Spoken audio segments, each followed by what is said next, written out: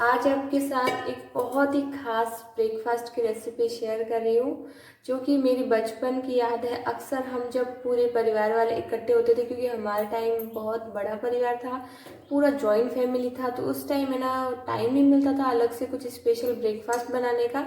लेकिन जो ब्रेकफ़ास्ट मेरी मम्मी बनाती थी बिना कुछ प्रिपेयर किए और बहुत आसान तरीके से बन जाता था। अभी भी मुझे याद है, लेकिन मैं बनाना भूल जाती या फिर मुझे हमेशा रहता है कि मैं कुछ नया बनाऊं। लेकिन आज मुझे याद आया कि मैं वो रेसिपी आपके साथ शेयर करूं जो अक्सर मैं बचपन में खाया करती थी नाश्ते में। इतनी ज़्यादा स्वादिष्ट लगती थी और आज भी मुझे उतनी ज़्यादा स्वादिष्ट लगती है।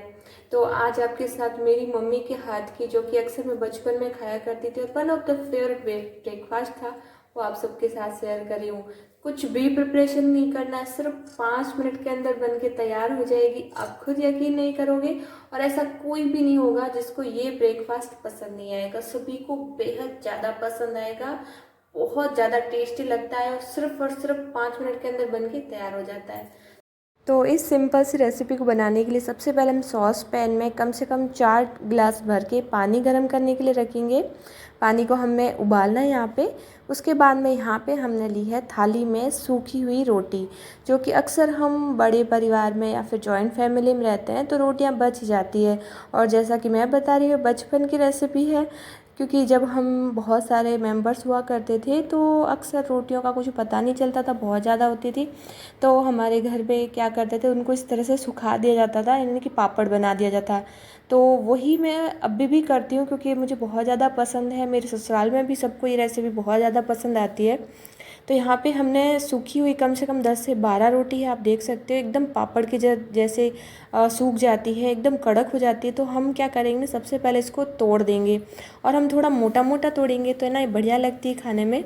तो यहाँ पे मतलब आप रोटियाँ जब बच जाती है तो आप क्या कीजिएगा ना, उसको एक थाली में फैला लें और उसको कपड़े से कवर करके 4 से 5 दिन के लिए रखते जाएं। तो 4-5 दिन में अच्छे से कड़क हो जाती है, एकदम पापड़ के जैसे।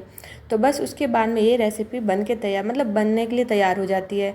तो जब भी आपको कुछ मन करे सिंपल खाने का, या फिर बच्चों को छोटी मोटी भूख हो, तो ये रेसिपी बहुत बढ़िया। और आप इसको नाश्ते में बना सकते हैं, जैसा कि मैं बनाती हूँ कई बार।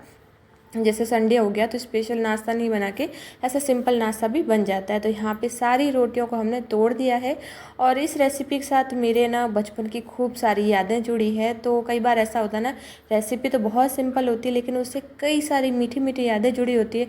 तो जैसे ही हम बनाते हैं ना उसको, तो मन करता है कि आपके साथ भी शेयर करें, ताकि आपको भी पता चले कि हम बचपन में क्या करते थे, क्या खाया करते थे।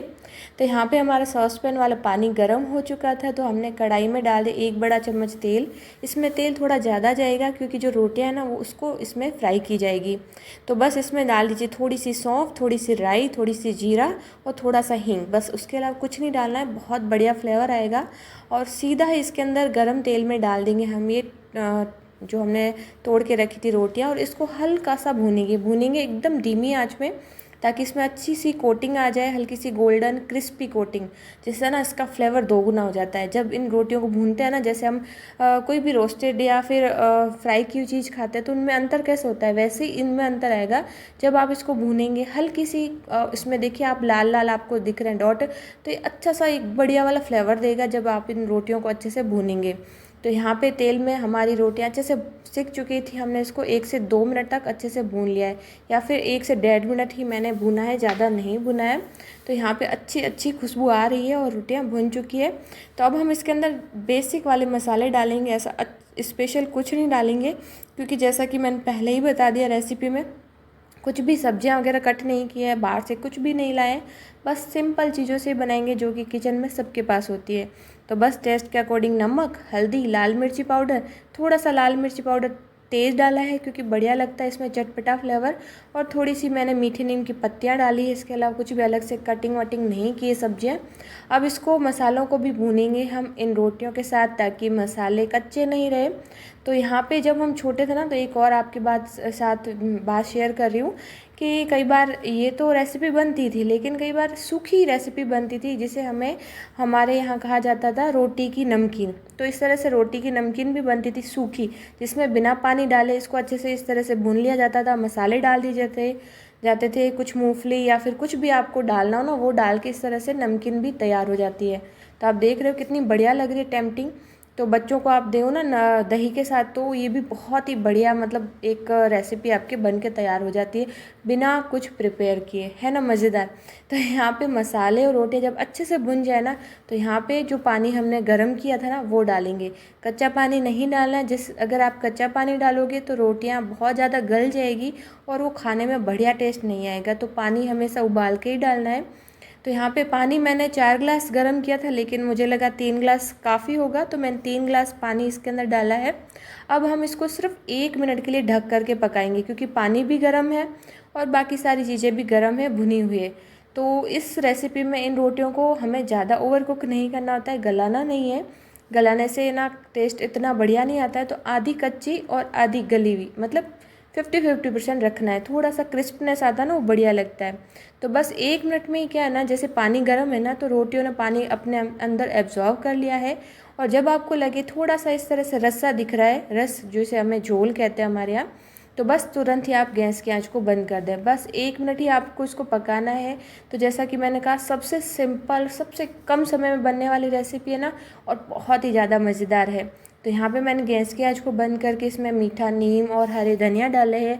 पुदीना हो तो पुदीना डाल दें, फ्लेवर बढ़ जाता है और यूनिक भी लगता है, दिखने में सुंदर लगता है। तो बस हम इसको 1 मिनट के लिए भाप में छोड़ देंगे, फिर इसको हम कर लेंगे गर्मा गर्म सर्व।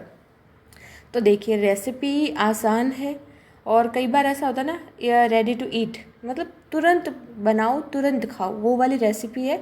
और ऐसा कोई नहीं होगा जो इस रेसिपी को मना करेगा। बहुत तो अगर आप भी इस तरह से कोई रेसिपी बनाते हैं रोटियां की, या फिर सिंपल सी, तो आप मुझे कमेंट कर करके ज़रूर बताइएगा कि आपके यहाँ रेडी टू ईट वाली कौन सी रेसिपी ज़्यादा बनाई जाती है, ज़्यादा खाई जाती है, या फिर आप लोगों को पसंद है। मैं आप लोगों के कमेंट का इंतज़ार करूँगी।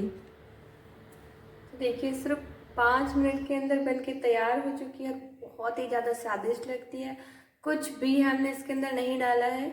आप चाहें तो ऊपर से नींबू, थोड़ा सा घी, आप अपने स्वाद के अनुसार कम ज़्यादा कर सकते हो, या फिर अनार डाल सकते हो, या फिर कुछ सैलेड ऐड कर सकते हो, कुछ भी ऐड कर सकते हो। और मेरी तरह सिंपल खाने अगर पसंद है तो आप इस तरह सिंपल खाइए, बहुत ही ज़्यादा बढ़िया लगती है। और सिर्फ 5 मिनट में आपको जब भी भूख हो तब बना दीजिए। कुछ भी नहीं प्रिपरेशन, कुछ भी नहीं। तो मैं तो इसको गर्मा गर्म खा रही हूँ और सबके ले जा रही हूँ, प्लेटिंग कर रही हूँ। आप ये फटाफट बनाइएगा और मुझे अपना फीडबैक जरूर दीजिएगा। मैं मिलती हूँ अगली वीडियो में, तब तक लिए बाय बाय।